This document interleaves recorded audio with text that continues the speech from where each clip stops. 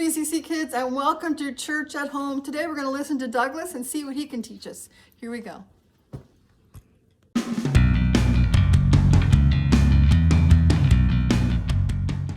might be time to do some spring cleaning.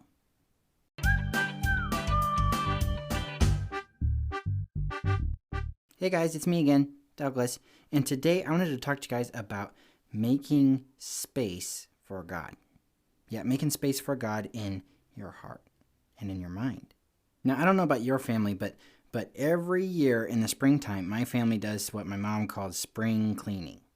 And that's basically where every year in the spring, we will go and we'll find all the garbage that's in the little corners all around in our house, and we'll throw away all the garbage, and we'll find things that we haven't used in a long, long time. You know, stuff that isn't garbage, but we haven't used. And we'll give those things to other people who could use them. And it's really hard for me to even imagine what it would be like if we did not do spring cleaning. Because, man, we find so much stuff every single year.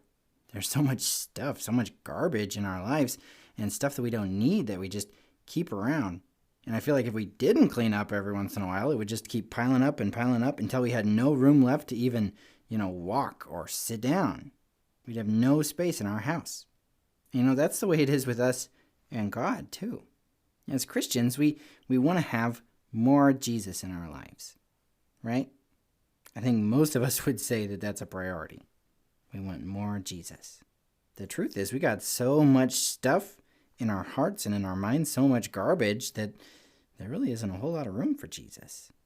And the stuff that piles up in my house is literal garbage, like paper and plastic and all this stuff that just kind of finds its ways into the corners of the house. But the garbage in our heart, the junk in our heart, well, there's lots of different kinds of that.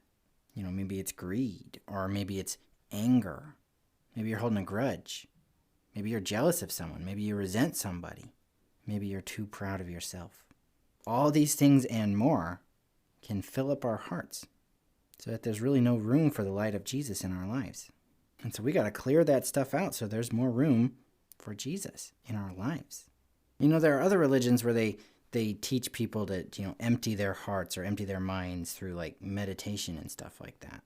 But God doesn't want you to have an empty heart or an empty mind or an empty life. God wants you to have a life filled with Him. So yeah, you got to clear out that stuff from your heart, but that's just so you can fill it with the love of Jesus Christ.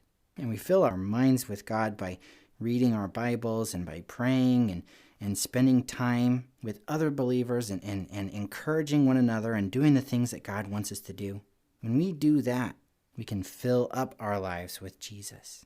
So my challenge to you guys today is that you would get rid of the junk, the garbage, the old stuff in your heart that's taking up space, so you can fill that space with the love of God.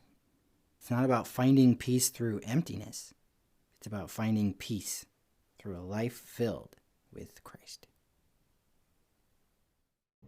Well, BCC kids, we can all learn from Douglas and trust in God and make room for Him. So let's worship and pour our hearts out to Him and tell God how much we love Him. See you next week. Bye for now.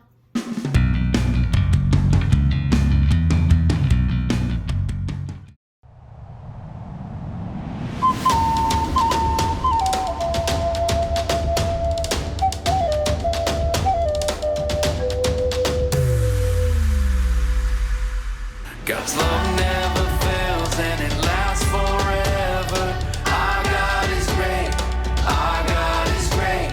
My God is with me, yes, He's with me wherever.